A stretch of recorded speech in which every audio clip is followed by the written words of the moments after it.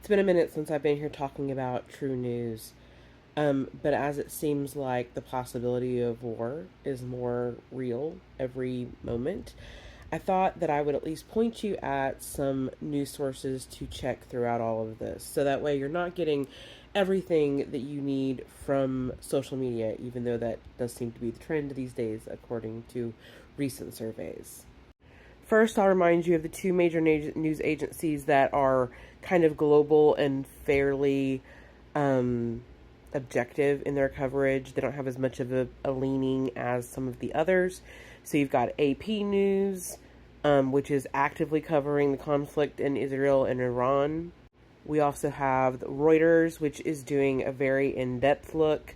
I can't scroll down, but I'm telling you, they've got lots of good articles with that taken into account multiple perspectives. And then for regional news, you'll want to go to Al Jazeera to get kind of an overall perspective on the region. This is the English page. So just look up Al Jazeera English. And I know that some of us have a bad taste in our mouth about Al Jazeera because of back in the Gulf War days in the 90s. But they really have proven to be fairly reliable in recent years. And again, it's an international, regional perspective.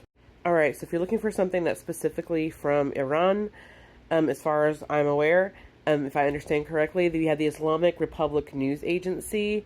They have English coverage. They're again, it's mainly for having a different perspective. I don't know enough about validity or anything like that, but this is what's being reported in the area.